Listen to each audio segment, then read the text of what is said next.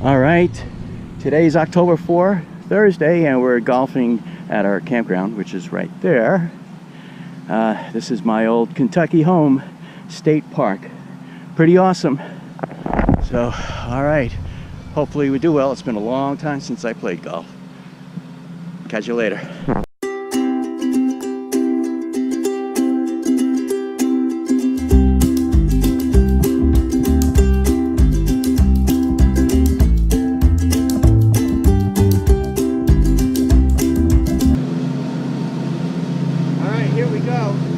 First shot in 2 years.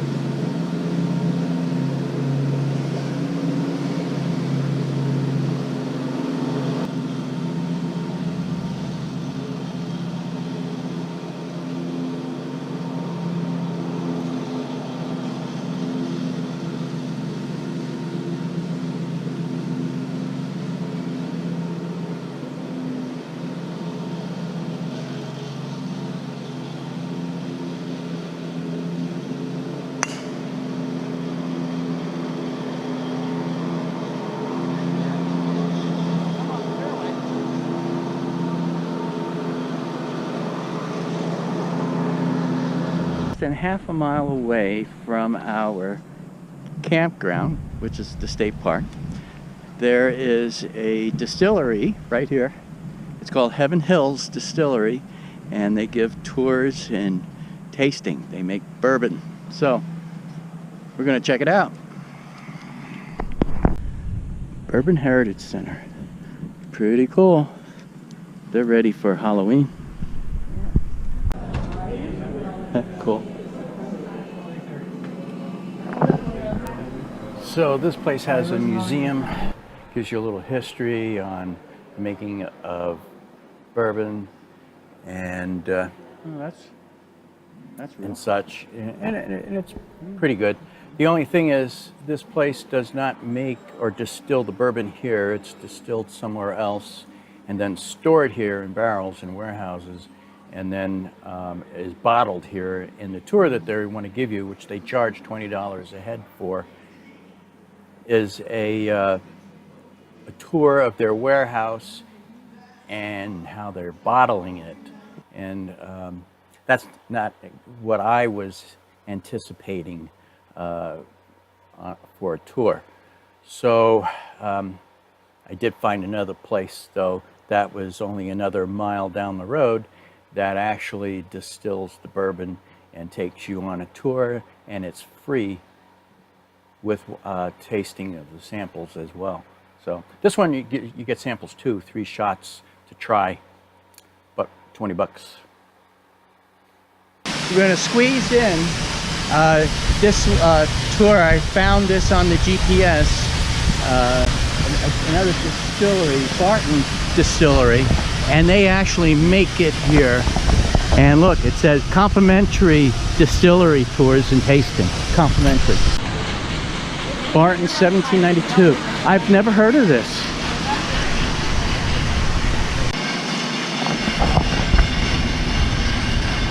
It's 10 up.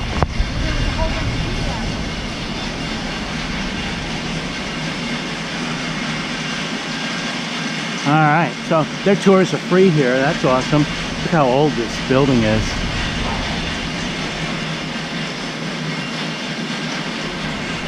It's a little different. You're not behind walls. You're not behind glass. You go right up to the middle of production here. Look how close the equipment as you and I are right now. Your open-toed shoes, you're fine. We are a working facility, so there's going to be dirt on the floor. There's going to be grain on the floor. There could be water. There could be alcohol. Not that there is. There could be, but you're going right up to the middle of production. Anything and everything can happen in production here. Got a camera? Take all the photos you want. We want you to enjoy yourself while you're here. The only thing we ask you, if you do have a cell phone, we ask you to put it on vibrate. That's for the courtesy of the other people taking the tour. Yeah. So if you need to step away to answer your phone, you're more welcome to do that. We want you to kind of stay together as a group. Ask all the questions you want. Try to gladly answer as best we can. Okay. Any questions before we start?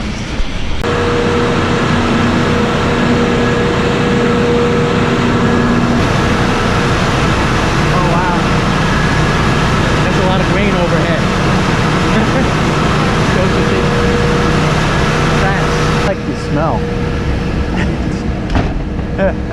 She don't like to your left, you saw a cage with grain samples in it. That's where your grains are stored for about 1 month period. That way, if we reject the load, that allows that farmer time to come back in and go through the process of why we rejected it, showing why we did it, what happened to it, why we didn't reject it, that and the other. At the end of that month, we'll tell you where it goes through just a little bit. Also to your left, and there you saw a yellow railing. That is to the pit. That is where all the grains are coming from the truck into that pit. Also in that pit, you saw a black rectangular box that houses our grain elevator. That auger will bring the grains into that elevator. That elevator will take the grains above the pit. You saw the storage units up there. We have 3 units here. 2 for corn, 1 in the very back is divided into half. Rye is on one side of that tank, barley's on the other. You don't use as much of those 2 grains as you do the corn, so we only need 1 tank to store those 2. Before those grains go into those storage facilities up there, they go through a cleaning process here. Then it goes into the hammer mills you saw on the very back. The one in the very back is a brand new machine we put in January this year. That one grinds our rye and our barley. It grinds 400 pounds a minute. The one up front dates back to the middle part of the 60s. That one grinds our corn. That one also grinds 400 pounds a minute. Once these grains have been ground, they're going to go up the gray and black vacuum tube you saw in front and the side of those hammer mills. They're going to go all the way up the top of the 3rd floor. Up there, there's 3 separate storage containers. One for the ground corn, ground barley, and ground rye. That's where your grains are stored and we get ready to use them in our cooking process. And our cooking is our next step. Right? Well, there's different process for what you do. Right. Fill out 190 fruits with a whole knife and meal. Yeah. Oh, either. Top part filtering, bottom part description. Bottom part is steel made out of stainless steel, top part made out of copper. Outside the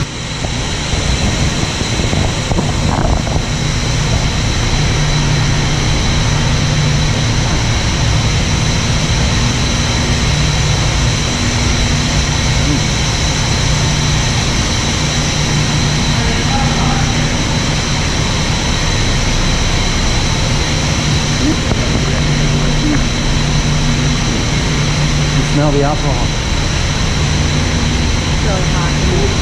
coming up in steel is 28 to 30 gallons a minute. 145 proof. That's a sample if you like.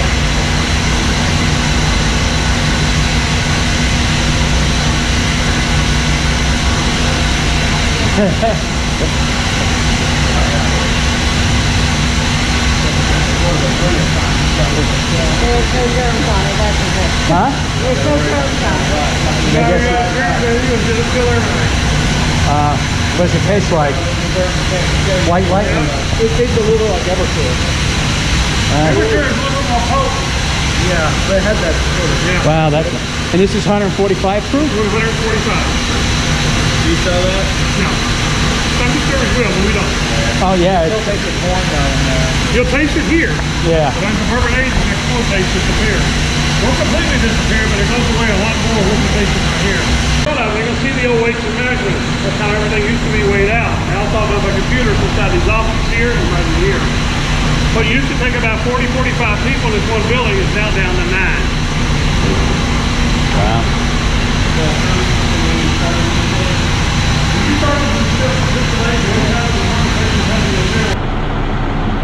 Okay, truck's dropping the grain. Steering the open pass system on the roof. The only part that's on the roof is we need 2 separate tanks to walk with for the workers to perform their duty. Each one of those tanks is 50,000 gallons each. Once we process the outcome of each one of those tanks, we get roughly 8,000 gallons back off the tank. And we go through 25 of those tanks here. We're going to walk over to this warehouse here, you see. It's called Warehouse 8.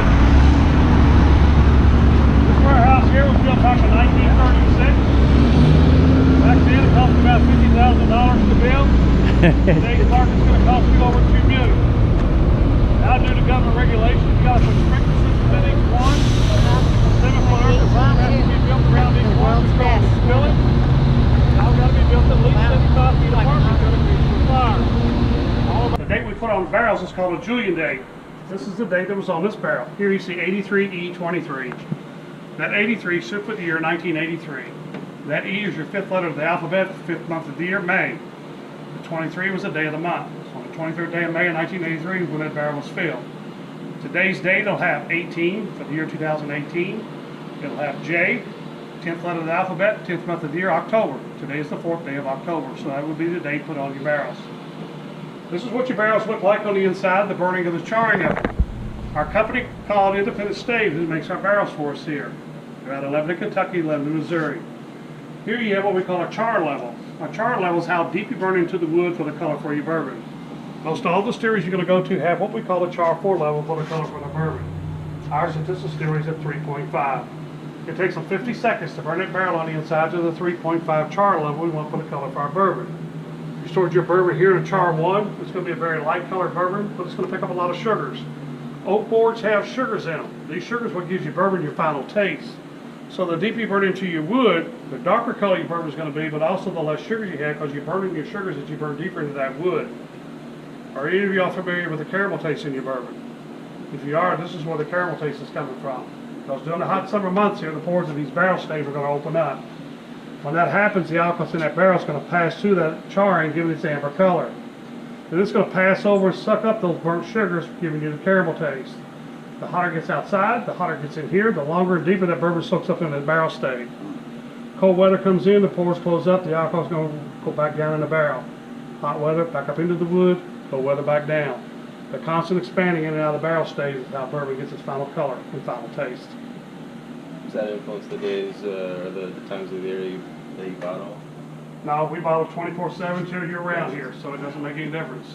Do you kind of get more yield on? You probably get a little more year in the winter than you would in the summer because of the coldness of the alcohol back down the barrel. But the alcohol's got trapped up in the wood, so when it opens up, that's going to come back down too. So it's a balancing system there. Now the barrels you see right there on the floor there are there for a reason. The same reason you see the barrels in brick number 1 all the way down through there, all the way down to the, you see the orange one with the orange label on it. We have a program here at this distillery. If you wish to purchase a barrel of bourbon from us, you can. It is a 1792 that's available for purchase. So what you have to do, you have to go to a website called singlebarrelselect.com. Last year was December 3rd. So on December 3rd, right before midnight, you have to be logged on to that website. A lot of information has to be filled out because at 12:01 you got to push the submit button. You got less than 2 minutes to try to get your name in for almost 300 barrels. Last year we sold out in 1 minute and 45 seconds. So if you were lucky enough to be chosen, you were issued a number. That number has to be taken to the nearest liquor store in the state that you live in because that's where all the processing has to be done. Once all your I's have been dotted, T's have been crossed, they'll contact us, we'll contact you, set up a time and date, you can come and choose your barrel. In the meantime, what we've done, we already went and handpicked the best of the best out for you, lined them up right there. Now, once you arrive on the property, this bar is going to be completely set up. Ever how many you got in your group to select that barrel for you, that's how many places we set up here. You're escorted over here, each one of the barrels are opened up, glasses are filled from all the barrels and placed in front of you. Now the rest is up to you. You get to pick and choose the one you want. Once you make your decision, you get to sign your name to that barrel. That barrel will then be placed in the warehouse racks. You see here, Rick, number 1. All these have already been sold. They'll stay here for 3 weeks. During that 3-week time period, your bottle of 1792 will be made. Our 1792 bottles are made in Italy. We're shipped to Canada for printing. Once they arrive here on the property, we put a special medallion on that bottle. Made especially for whatever name you chose to put on your bottle. We'll fill the bottles, we'll cap them, label them, package them, palletize them, along with that empty barrel. We'll send everything back to the liquor store in the state you did all your processing through. Wow. Total cost of your program is $5,000 a barrel. You'll get anywhere between 180 and 200 bottles depending on the location the barrel came from out of the warehouse. That breaks it down to about $25 a bottle, but the thing from it is it came from one barrel and you got to pick it. We don't pick it, you do. Wow. Is it Pretty cool. primarily bars, or do you have individuals still? It's individuals, companies, organizations. The 2 bourbons you're going to sample today will be the very old Barton 1792. First you're going to sample will be the very old Barton. This was Oscar Getz' flagship bourbon when he took over the distillery here back in 1943. We sell this 80, 86, 90, and 100 proof. This is 80 proof that you're going to be sampling here. Okay, so today is Friday, October 5th, and we're getting ready to leave this campground. It was fun. We played golf, and there's distilleries nearby, and so there was lots of things to see and do. So yeah, it's a good campground. Not bad. With the senior discount, $25 a night. So, and if you look, this is the RV, and there's a little path there, and boom, there's the golf course right out there. So I mean, we back right up to it.